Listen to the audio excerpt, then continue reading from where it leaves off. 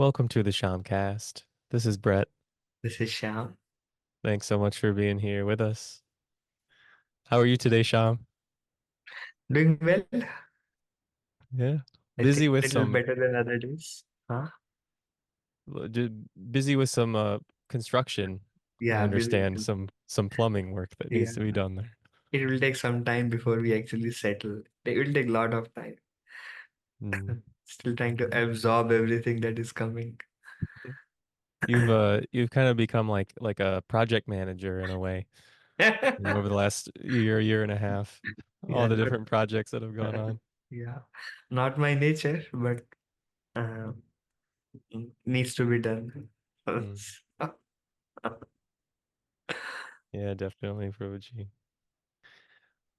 Well, we're in chapter 4 of Mm, Bhagavad Gita, mm, transcendental knowledge. mm, And, I guess I would want to maybe just start today talking a little bit about, a little bit just about chapter 4, before we kind of jump into the verse. And I guess this is just something that I've been thinking about a little bit as I've, reading this chapter again and going over some verses. And, this is this chapter, transcendental knowledge it's a very rare thing. It's a very rare opportunity we're getting here, right? mm, mm, Um, this is where the divine is actually revealing his nature to us mm, and telling us a few things. It's like this is about me. It's like mm, the about me section for mm, Krishna. mm, And so it's a very significant chapter. I mean, mm, all of these things, it's an opportunity you just don't get very much, mm, very, very often. Like a lot of times people when they're in an existential state of mind or they're thinking philosophically or they're just thinking about life, they might go, where does this come from? Who made this? What would God be like? It's such a big question, such a problem maybe that some people have. And, this chapter 4 is really where we're getting some of those answers, right? mm, Like we're getting some of this description from the mouth of Krishna. This is what I am. This is who I am. This is when I come down to earth. Um, mm, this is these are some of the qualities of the people who understand me or who understand what my nature is and why I appear on earth. mm, And so I was just trying to appreciate that a little mm, bit, mm. more reading these Mm, verses. Cool. So I guess with that, we'll get into today's verse, which is more about Krishna. So um this is just a few verses after, the previous one we read last time. This is verse 4:14, mm, where Krishna says, "There is no work that affects me, mm, nor do I aspire for the fruits of action. One who understands this truth about me also does not become entangled in the fruitive reactions of work."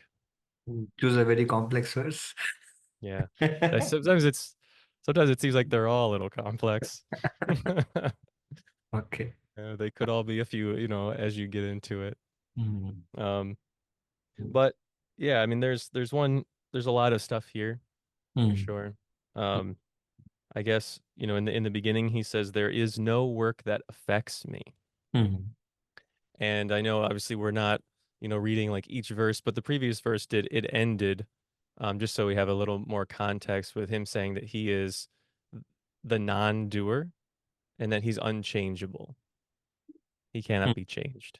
mm, Or like the description of, well, I guess exactly like the description of the soul we get in the second chapter. mm, Soul is mm, unchangeable. He said, mm, I am unchangeable as well. I, Krishna, am unchangeable. mm, So he starts out by saying, there's no work that affects me, and I don't aspire for the fruits of action.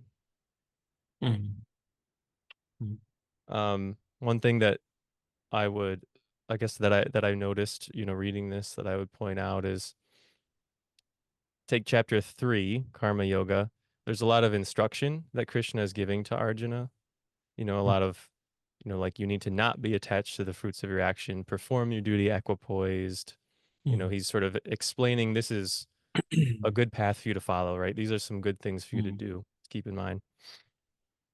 And in this chapter, Krishna is kind of he's letting us in and Arjuna in on it's sort of like why were those things from chapter 3 good things for Arjuna to do?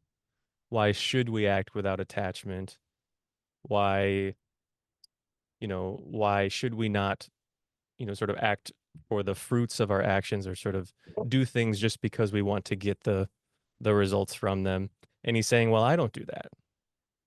mhm, Krishna's saying, I don't aspire for the fruits of actions, and nothing affects me. mhm, That's why like these transcendental people who he's describing are also unaffected mhm, by work. mhm, So yeah, I guess with that, I would love to hear your thoughts, Raji, but one thing I was thinking. mhm. One thing that reverberates with this verse from last chapter is there is no prescribed work for Krishna. And if you remember last time, I mean, few weeks back, we discussed um, what is our duty and what defines our duty. And we discuss our duty is based on the modes which are acting on us. Um, Based on modes, there is this division of society also, like Brahmana, like the intelligent class or uh, the leadership class, the business class, the worker class, like Prabhupada says. So based on the modes, there are these divisions, and they all have certain prescription of what is prescribed work for them. That defines their worldly dharma. We discuss dharma of two types. One is dharma in this world, and one is a spiritual dharma, which is like bhakti or devotional service. So Krishna is not bound by any of the three modes. So there is no prescribed duty for him.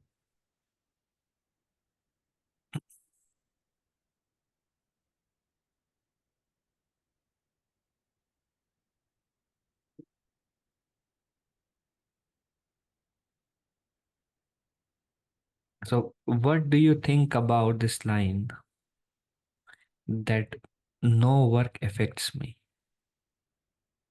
Mm. I was sort of thinking of that question as well. How to Mm, use that in that context. So he's, Krishna is not affected by the modes of nature.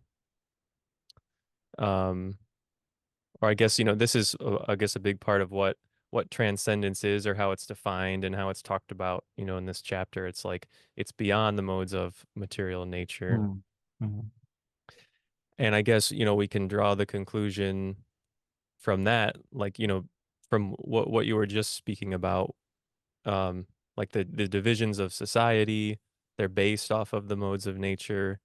So your mm, duty is based off of the modes of nature that are sort of most prominent mm, for you. mm, And so if you're beyond the modes of material nature, you don't have a duty as we would see it, as we would mm. normally think of duty. Um,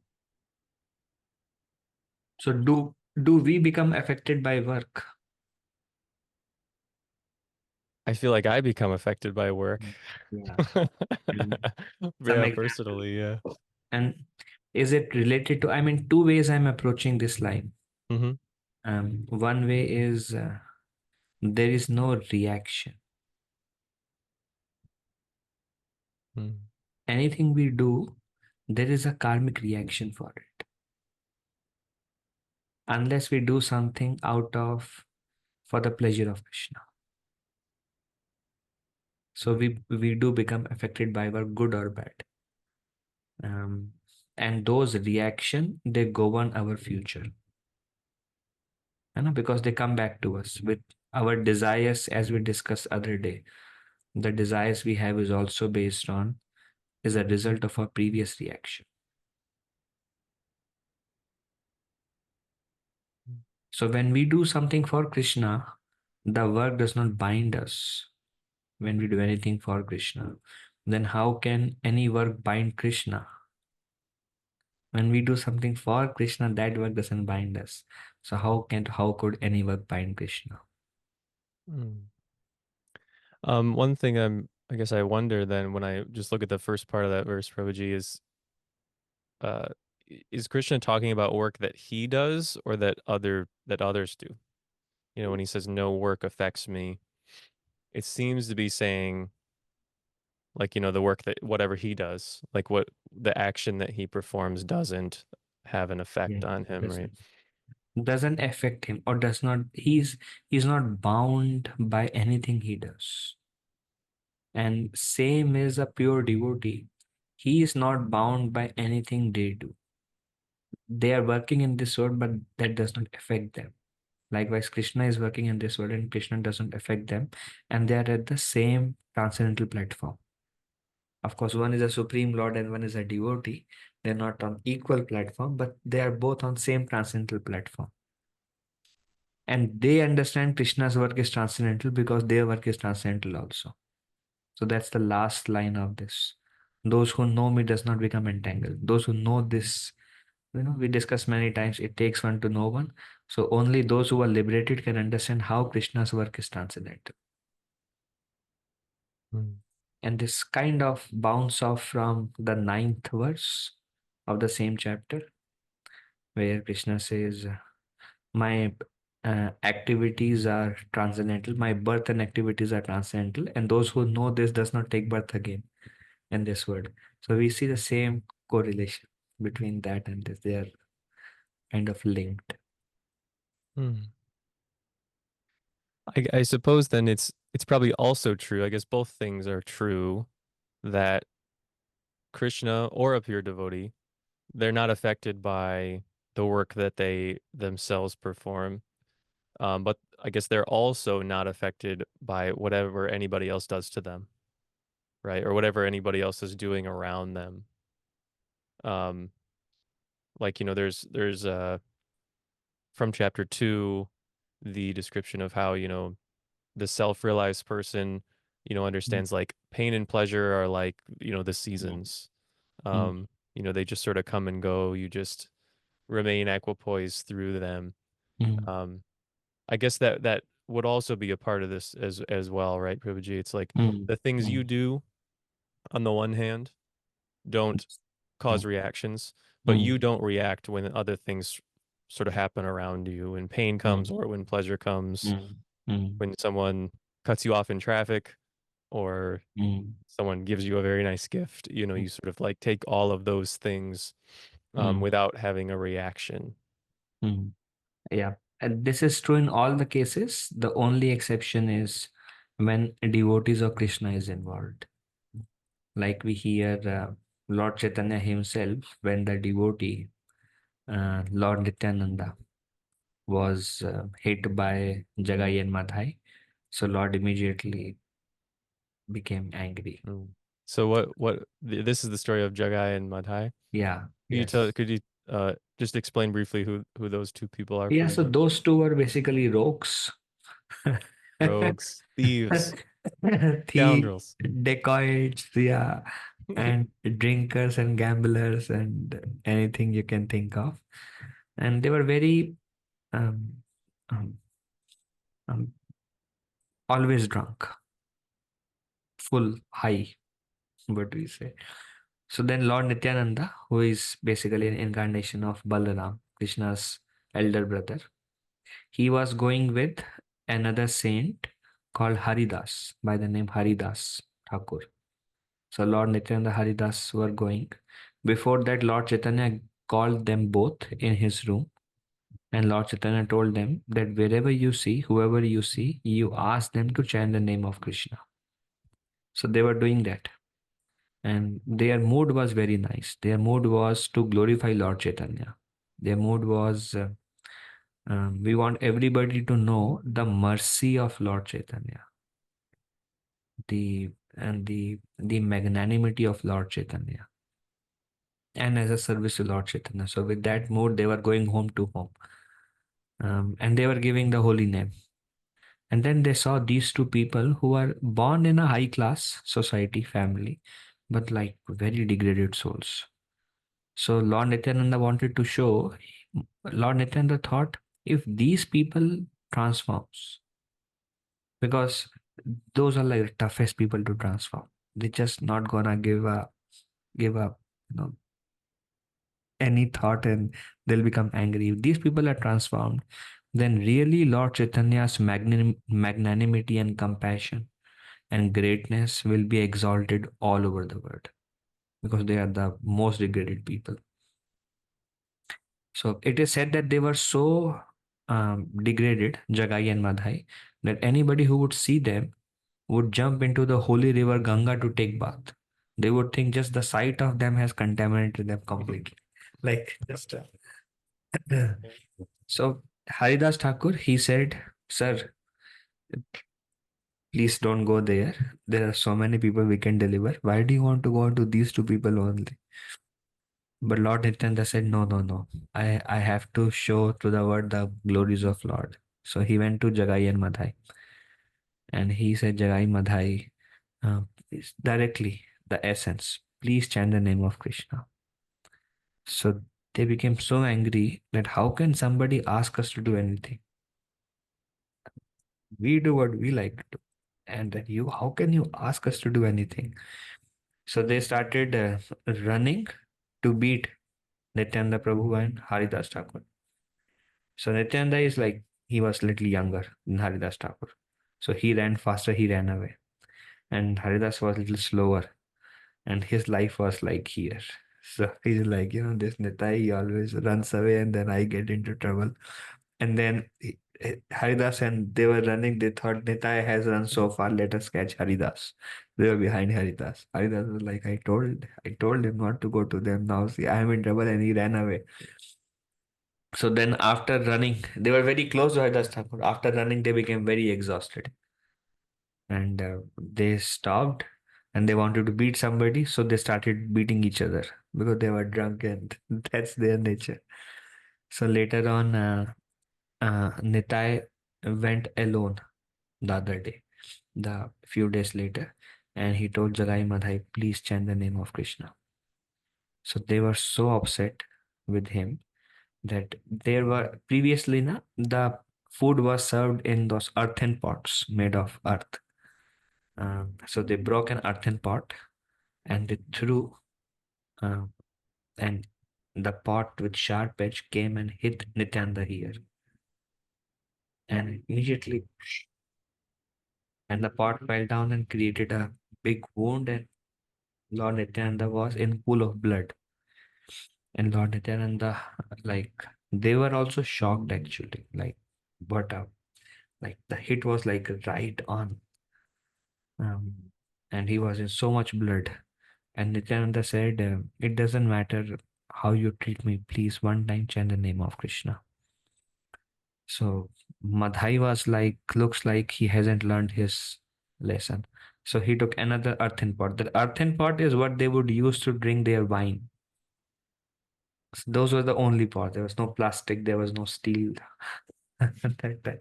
So he broke another pot, and he was up again about to hit on the face of Nityananda. And Jagai immediately felt some change in his heart. So Jagai said, Madhai, he's a saint, Madhai. See, after being hit also, he's not reacting.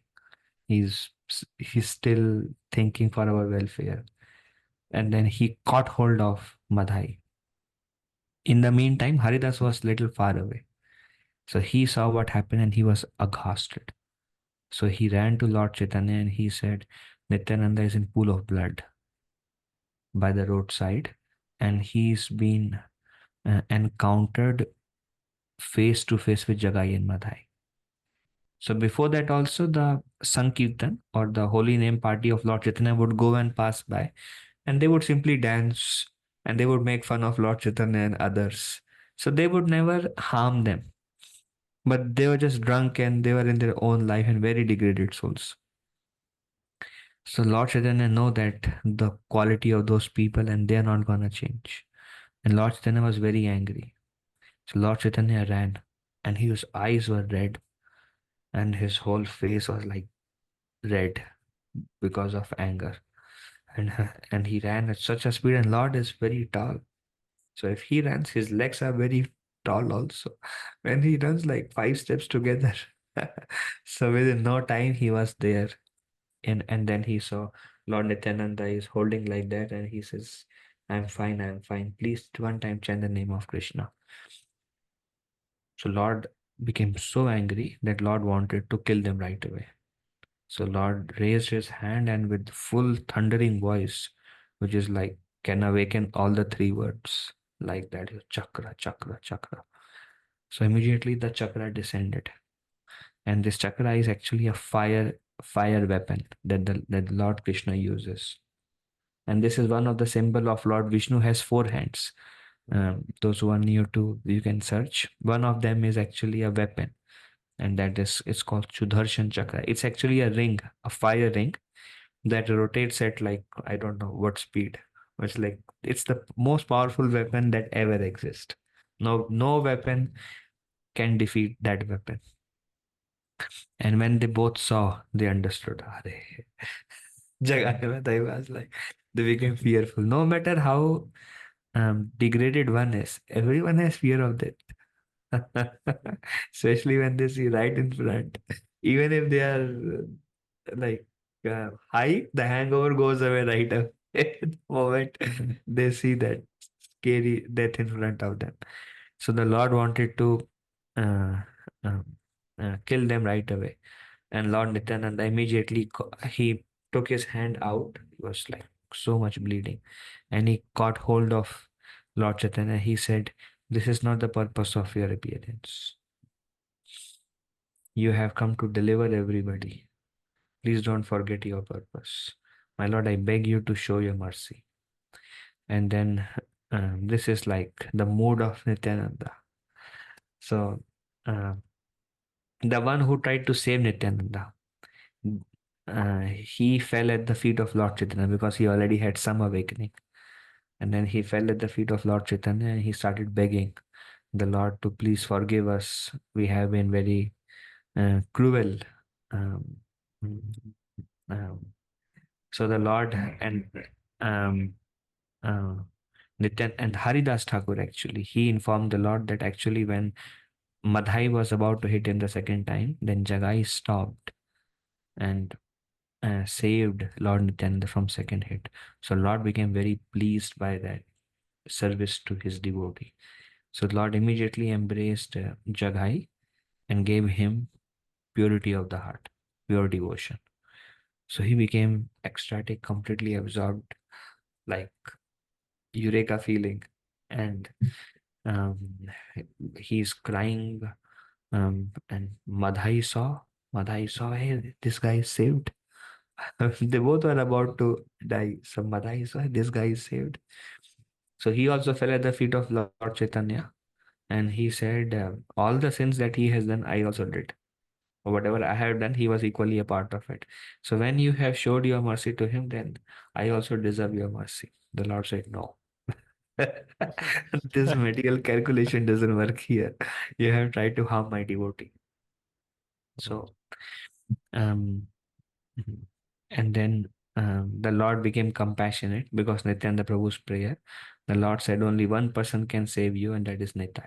If he forgives you, then you can be saved. So immediately he fell at the feet of Nityananda and he said, you are most compassionate, and I have done, um, all the hangover is over, and the fear was also there, and the Lord is there, Krishna and Balaram are there. So the divinity was also there.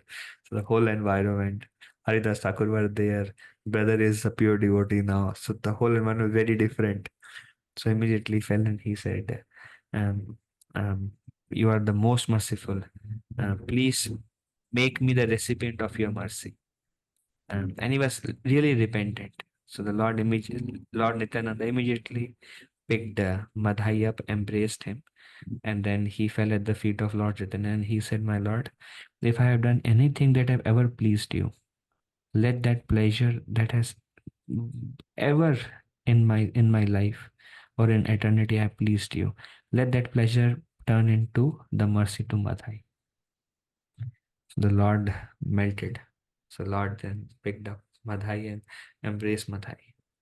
And then both of them attained pure love. And then when the Lord embraced both of them, then Lord took both of their sins on his head. The Lord took. So the body of Lord Chaitanya became blackish, and everybody was very much surprised to see the body of Lord's color. So the Lord said, "Don't worry about it. Chant the holy name. Chant the holy name." So when there was a loud congregational chanting, and the Lord slowly regained his color to golden again. And then the Lord said, um, "I have taken the sins of Jagai and Madhai, and now they are completely free from reactions and have attained pure devotion. Never judge them based on their past, what they have done, but treat them as one of my associates, just like all of you. This have no distinction between anyone of us and them." So now for the Lord, they are as valuable as Haridas Thakur and Nityananda and others. Like they are my associate, and generally we Mm, keep the past impression of somebody. Na? Hey, mm, he is this kind of person. He is a great person, but he is this kind of person. So the Lord said, "Don't discriminate. They are all my associates." So Lord gave the name Jagai. Lord gave him the name Jagadananda Das. Jagadananda Das. And Madhai, Lord gave him the name Madhavananda Das. Mm, So Madhavananda means, Madhav means the husband of goddess of fortune. mm, So Madhavananda Das, servant of Lord Krishna. And Jagadananda means one who gives pleasure to the whole universe. That is also Krishna's name. So Jagadananda Das. And then the next day onwards, their life was so transformed that they both started chanting 128 rounds of Mahamantra every day. mm. Um, and then the Lord declared to all the devotees, the Lord said, wherever there is an offense to a Vaishnav, these sins of Jagai and Madhai will cover them. Basically, Lord gave warning that there is a reaction to that. Mm, Then the um, next day, Jagai and Madhai, they went to Lord Nityananda and they were very repentant for what they have done. So it was on the bank of river Ganga. Nitai was there alone. So they went and they said, "How do we repent? Although you have forgiven us, the Lord has forgiven us, but then we hate you and we have done so many things. But those things we know it's that you all are merciful, but then we personally hate you and you still have that thing, and this because of us. And this thought is like killing us. Please give us a way so we can come out of our own guilt." So Lord Nityananda said, "Don't worry about it." And Lord Nityananda said, "For your pleasure, if you want to do something, then the best way you can do is you can serve the devotees." And then the Lord said, Lord Nityananda said, that you make a nice, we call it ghat or bank on this part of Ganga. So devotees can come and take their bath here. And anybody who takes bath here will become free from all sins and offenses, just like both of you. Anybody who take bath here. So that place is called Jagai Madhai Ghat. And then they both went to Lord Chaitanya also. They were just very much repentant for their past. So they both went to Lord Chaitanya. They said, "Lord, we have done so many things. We are very much ashamed of our past. How can we come out of the guilt for what our life was before?" So Lord Chaitanya said, all that thing is, all the reaction is taken away from you now. And the Lord said, "But don't do it again." So Lord emphasized, before we come to a spiritual path, we all have our own past, and that may not be very glorious, especially if you have taken birth in this age of Kali. You may not have glorious path. Yeah, Past. not many of us with a very, very Yeah, glorious past. yeah, I think very hardly you will see anybody whose past is glorious. But the Lord says, "But now you know." When you don't know, you do something, then it's kind of, it's in ignorance, or we don't know what is right, what is wrong. But now you know. So the Lord said, don't do those things again which are not glorious. Mhm. Uh, Mhm. Yeah. Lord Chaitanya is and Nityananda there, he's most recent incarnation, Yes. right? Um, and he's seen as like the most merciful, right? Mm. And I like the story of Jagai and Madhai. Mm. It really speaks to that mercy, right? Mm. Mm. And the mood of the Sankirtan movement as a Mm. whole, which is that, Lord Chaitanya is giving out love of Godhead to everybody, Mm. you know, just it's free. There's no, Mm. we're just giving it out, you know. Um, so, if you see people doing Sankirtan on the street, that's the mood that Mm. they're trying, Mm. that they're acting, and that's what they're trying to do, Mm. right? They're trying to just Mm. distribute the bhakti to Mm. everybody. And, Very, mm. yeah, or go ahead, Prabhuji. I was saying very quick advancement through this. Mm, mm. Mm. It's like maybe not as quick as Jagai and Madhai, but like one day. But I mean, yeah. But joking aside, right? Like, yeah, in terms of like your spiritual existence, your soul, like, yeah, that is Yeah, one thing that's stressed a lot. Really, is yeah, that bhakti is a path that really causes a lot of growth quickly. yeah. I remember, we were planning to rent Krishna house. So we contacted one company. They are one of the alcoholical synonyms. So their model is they bring the students and they Mhm. keep them with them, cook food, provide food. And there's an association of all those who are trying to quit smoking and drinking and want to become better, and they are tormented by still all those, hankerings and desires. So safe environment, and they invite many speakers or do many things, do many activities, take them out. So they're just trying to work. So they came to rent the whole Krishna house because many rooms and a common kitchen, so they came to see the property. So I asked them, how much time does it take to free one from these addictions? And they said, on an average, 3 years. 3 years we keep somebody to keep them, and they become a little bit more stable. And then I was remembering one time devotees asked Srila Prabhupada, one reporter asked Srila Prabhupada, can you show me some mystical power? You are a sadhu from India. Sadhu from India means you have to show some magic. So can you show us some mystical power, some magic? So Srila Prabhupada said, my magic is I have converted these hippies into happies just in few months. And they all were like fully addicted in everything. And then they are like, Prabhupada would call them white swans. Swans means pure. So white swans, their dressing and their activities like completely transcendental, and they're so happy.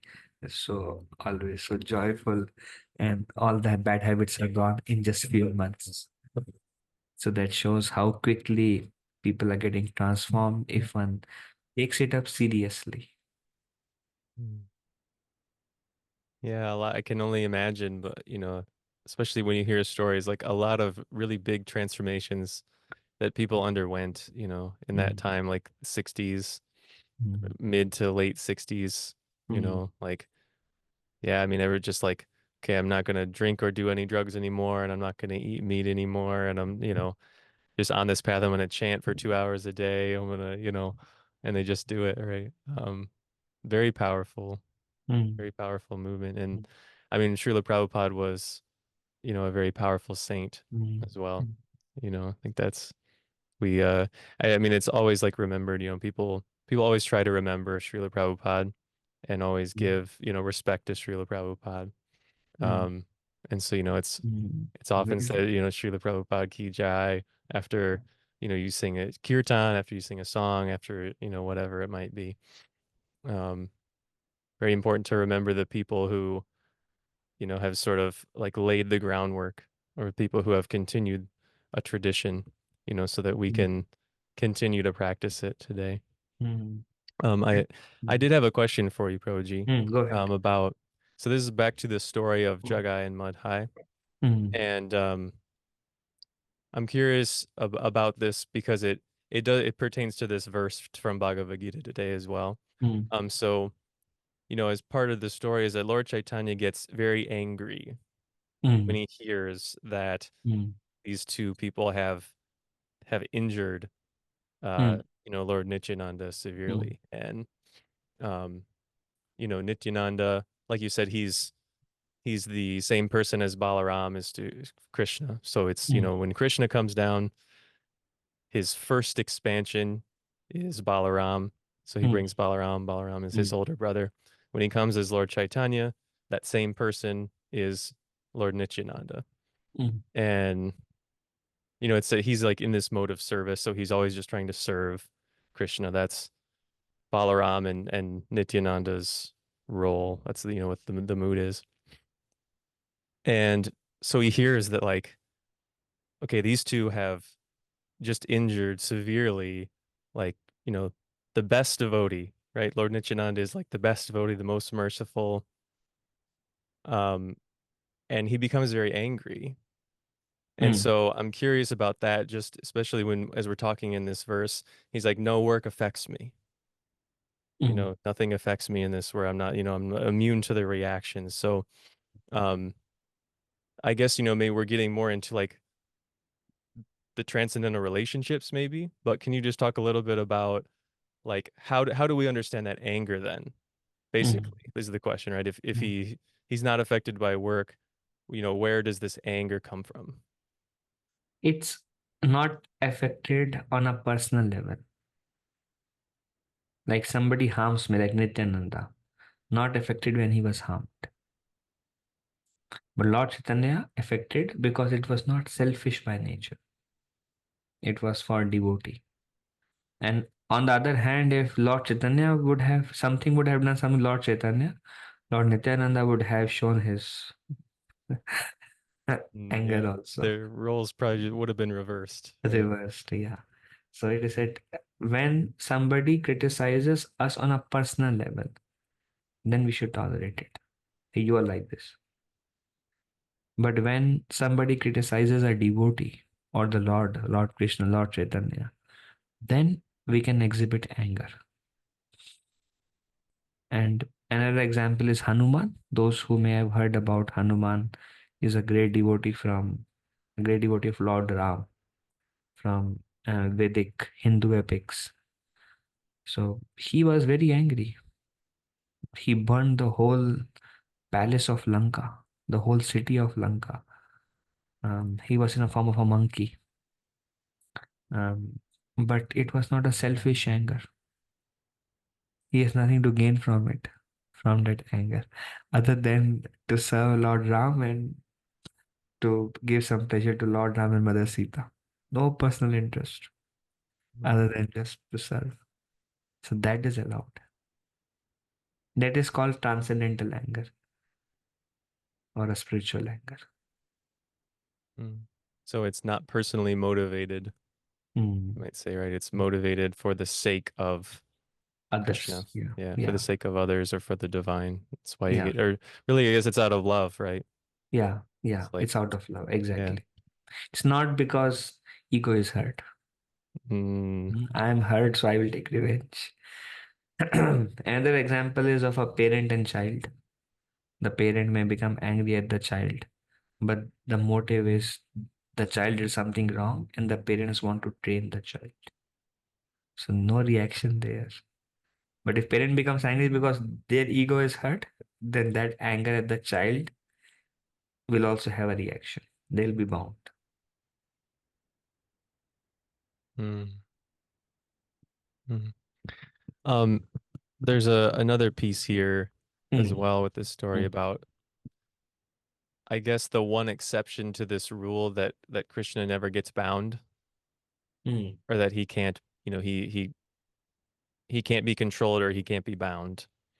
Mm. And I guess that it's really like, again, it's going to the devotee and Mm. how that he can, it's sort of like he can't be controlled by anybody. He's totally independent, with the one exception that, his devotees who do everything for him, right? All of their actions are on mm, his behalf. They mm, they practice karma yoga as he describes it. mm, Um, then they can sort of, then there's some, he allows himself to be controlled, I guess you might mm, say. correct. So it we can use the word love also here. Mm, So he's controlled only by love. With love, he can be bound. Otherwise, not. And whoever loves the Lord is a devotee. mm. Is that why in the story he tells, I guess whichever, maybe I think it's Jagai, the one who originally threw the pot at Nityananda, who it's like this, the second Madhai. one to become Madhai. Ah. Um, he tells him, Chaitanya tells him, you have to ask Nityananda. You can't Mm, ask me to forgive you. You have to ask Nityananda. mm, mm. Yeah, So this I is guess, yeah, so is that, nice. hmm. So nice. And there is also this story of a saint Ambarish, Hmm. and he was a saint with many thousands of disciples. And then he offended a great devotee and king. No, the saint was Durvasa, and he offended a great king and devotee Ambarish. So the Lord again released his Sudarshan. Many times he uses it when the devotees are offended. And then the Sudarshan wanted to annihilate the sage, Durvasa. So Durvasa was great mystical. He is the expansion of Lord Shiva. He has many mystical powers. He went to Brahma. Brahma said, sorry, sir, I cannot help. This is Narayan's weapon. He went to Shiva. Shiva said, you're my devotee, you're my expansion. I'll help you everywhere, but not here. This is Narayan's weapon. He went to Narayan, and Narayan said, sorry, I cannot help you.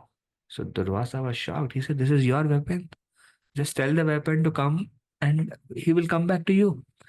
The Lord said, no, I can't do that. He is my weapon.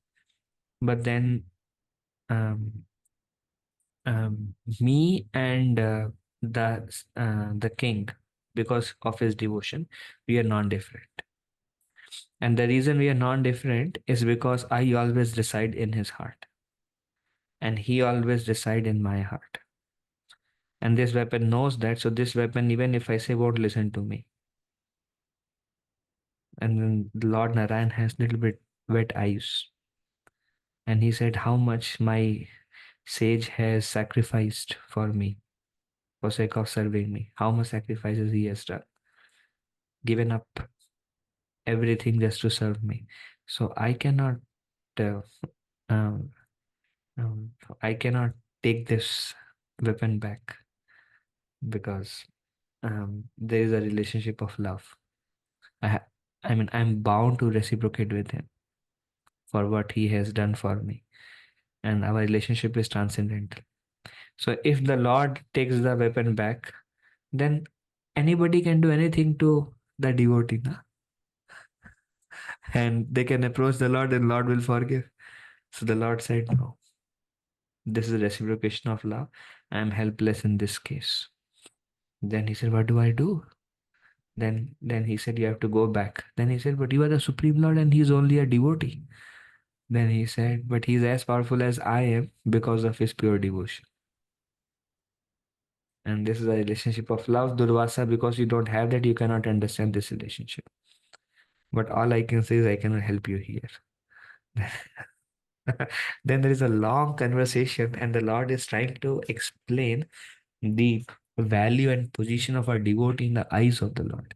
Lord says in Bhagavad Gita, Krishna says, I am always resided in the heart of my devotees. I am found in their heart and they are found in my heart. This is very interesting. The devotees are found in the heart of Krishna. The devotee is always thinking of Krishna, and Krishna is always thinking of his devotees. Wow. But this is very high actually. Even the Lord is always thinking about his devotees. So, and then he said, Durvasa, you cannot understand this. Because you are only a mystical sage. You are not a devotee.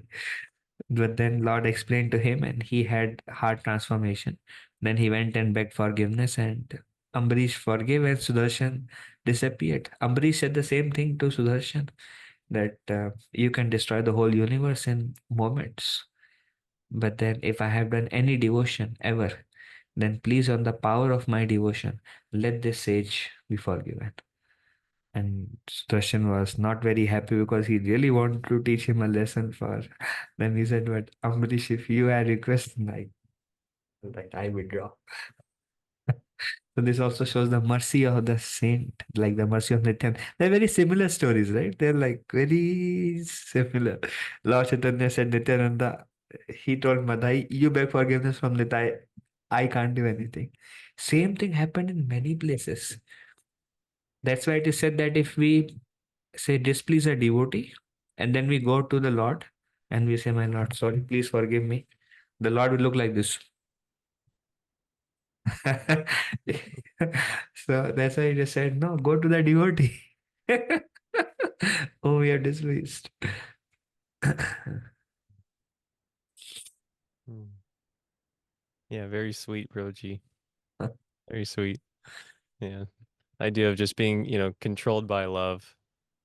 Ah, Uh, yeah, a lot of us don't want to be controlled in life, you know, but I guess when we really love someone, where, we that kind of becomes the thing that feels like it makes life worthwhile, right? ah, It's because, we're sort of like we like being controlled by mm, love, that doesn't mm, have anything to do with what we want for ourselves, right? mm, It's just mm, like the love of another. So, mm.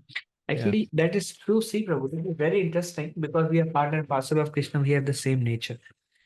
So, all of us, we don't want to be controlled, but then we allow ourselves to be controlled by somebody who loves us. We just allow ourselves to be controlled. Uh, because we know that the relationship is not of exploitation. Why people are afraid of being controlled? Because the other person will exploit me. I don't want to be exploited. Evil, that's no free will. But we allow ourselves to be controlled by love. Mhm.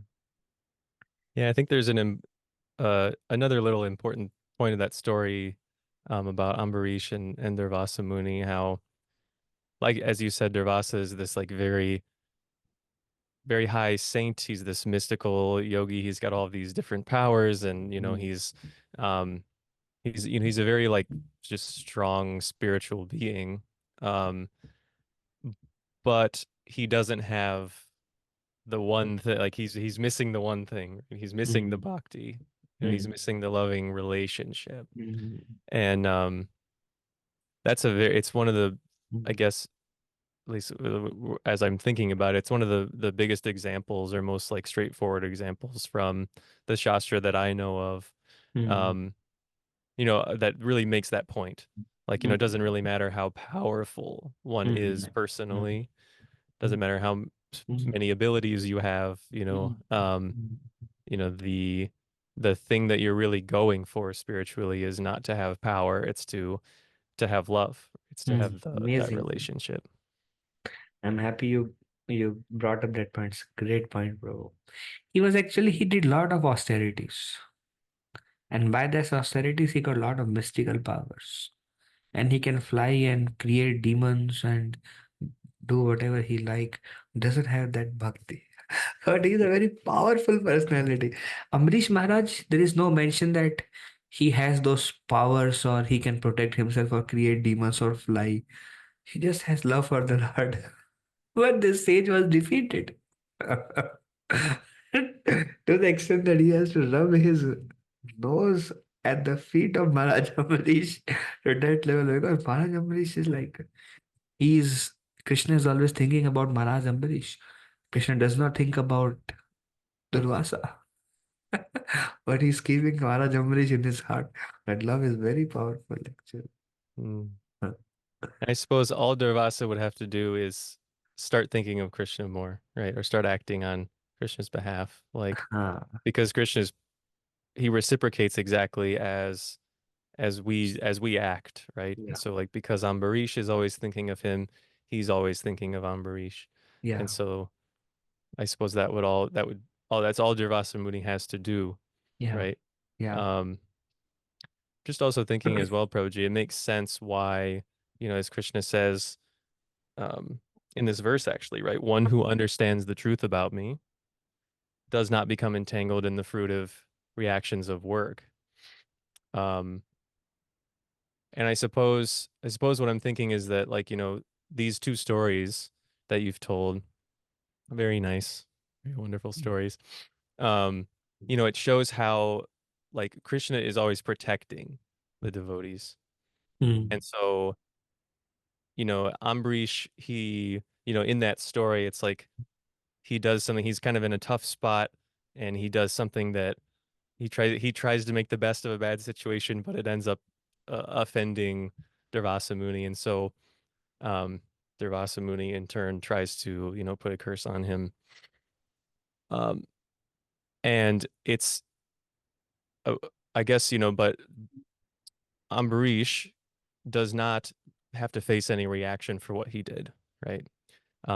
He's always acting out of bhakti, always acting out of love, behalf of the divine. He doesn't have to face the reaction for anything, right? He Mm. doesn't become Mm. entangled. Mm. Yeah. Um, and even though I guess, Durvasa Muni could say, "Oh, well, he offended me," right? He still Yeah. has to face the reaction for what he does. Mm. Yeah. So yeah, I guess it puts that into perspective as well. It's like Mm. Mm. maybe the reason why the devotee, the transcendentalist does not have to deal with that reaction is because, they become protected. Mm. And they are not doing anything for selfish motive. Na? Durvasa was offended because of false ego. I am a saint, and how can he do something without my permission? So he deserved to be punished. He's a grihastha and he's acting like this, a householder, and not respecting me. It's always that self in the center. Na? So, all right, you play with fire, and anybody plays with fire gets burnt. I Mm. was also thinking, like, I have seen people, um, like, especially some housewives I have seen, very good job, very successful, empty. Why? Maybe because they lack loving relationship in their lives, either from the community or from personal life they lack. And even though, and I've seen one maybe in a very high position and maybe like so many employees working and very big, but then unless he is has a loving relationship in his life, his heart will be vacant. He will not be like satisfied internally. That position and control and power and wealth and does not satisfy the heart. He will feel like lonely despite all these things. And that's why it is said, my spiritual master says the most wealthiest person is somebody who has loving relationship in their lives. Most wealthy because those who have loving relationship, they're not looking for anything. They're satisfied internally. Everything else, they need it. If it's not there, they are fine without it also. Because they are protected by the internal loving relationship in their lives. And the perfection of that loving relationship is the deepest loving relationship is the love between the devotee and the Lord, like we saw mm, Ambarish and Lord Krishna. That is like the deepest amount of love. And it is said that it is there, but it is forgotten. But that is awakened by the path of devotional service. That is a treasure of life. That's what we are trying to awaken. Mm. Yeah, beautiful, Prabhuji. I think a lot of people need to hear that, you know. I think a lot of people need to hear that. It's and we know, I think we know that even sometimes even if we're going for all those things like power and position and money and all those things, it's like we still know, there's still that part of us that's aware that this isn't going to do it, you know. We will And be very much running, and if we have good karma, we'll be successful. mm, We may get all those things after being like there and there and there and there and so much. You have everything, wealth, following, fame, and then you feel like I'm empty. Mm. So we need that loving relationship. Yeah. I mean, that's why this Krishna consciousness movement exists, right? That's why the Sankirtan movement exists. Give that core. Yeah. Try to fill that emptiness. Yeah. And love exists in this world also. It is there. But it is many times mixed with a selfish motive also. May not, it's fully pure love, hard to find. But that 100% pure love is we are trying to awaken. That can fulfill all the needs. It's not so easy to acquire that.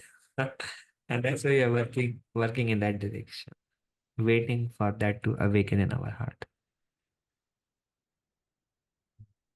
Mm. Like Yeah. I see my personal experience also, I've seen many times when people become old. It's, it's not an easy life when we are 70s and 80s. But I have seen like His Holiness Radhanath Maharaj at the age of 80, he's like so filled in his heart. Just lost in that love. Amazing, actually. Yeah. Mm. It's like it becomes more obvious with the devotees as they get older because they Uh, don't actually get any older. Like uh, the body ages. It looks, I mean, anyway, the body looks 20, 30 years younger than it really is. that, but, But yeah, they never lose that spirit and it only grows, They yeah, have more liveliness, more enthusiasm. Yeah, you see that, especially like a lot of the Prabhupada disciples now, like Maharaj, they're in their 70s, 80s, and they just still they just still go. We just had Malati Prabhu was just visiting us and we're just full still of traveling love. around. Oh, amazing. Amazing. Yeah, you So really get much to love in their heart. Yeah. yeah, you get to see it. And people who don't have that in their heart now quickly become angry. Small things become frustrated, become unstable. I have seen that people who lack love in their life, small things, mind becomes disturbed. Mm, mm. Yeah, may we all find that loving relationship. Loving relationship. Yeah, try to Krishna. follow the example of Krishna. He says, It is said loving relationship in the beginning stage comes from devotees because loving relationship with the Lord is a little bit of an advanced platform, and that loving relationship with devotees sustain us.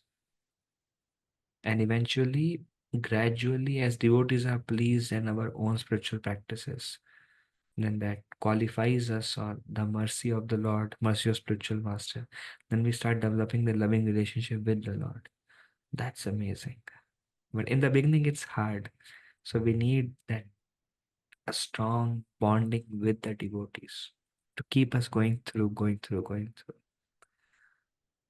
Everybody, I heard everybody in this world is lonely. It is one of the major concern in today's existence. People are lonely. And if we see how much love devotees give and take actually, like on a pure basis, people relationship in this world is I must help him and show some affection, bring him to my home so that I will get something in return, and when I am in need they can help me also. Or like offices, there is some either business motive, or manager, there is some safety of the job reason. There are many ulterior motives actually between relationship in this world, but that's not there between devotees.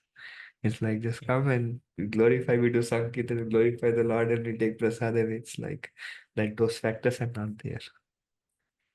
Relatively purer.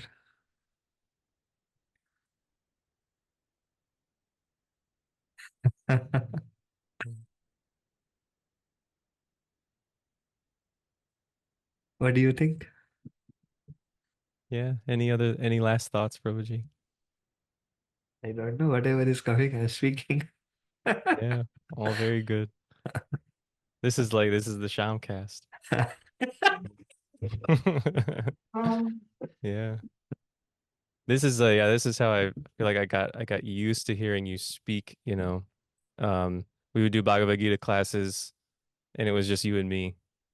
And I would just get to hear, you know, like it doesn't matter what verse really we're talking about, we just whatever the next one was, you know, that's what we're doing. And so many things can just come up, you know, Uh, like such a big part of, you know, what this literature is like, you know, to read it and to really like discuss it with the devotees. It's uh, just doesn't really matter what it is. Pick a verse, you know, which is I guess what I do. I just pick a verse, whatever the next one that seems to be good in the order we're going, and you know, it just creates uh so many things, you know. And yeah, it's so nice to hear from you about all those uh the experience, you know, the experience of bhakti, experience of loving relationships with devotees. Very nice. I don't know what to say, but okay. Thank you. Yeah, thank you, Prabhuji. Thank you for joining us on Shamcast this week. We'll come up with more verses next week. Bye for now.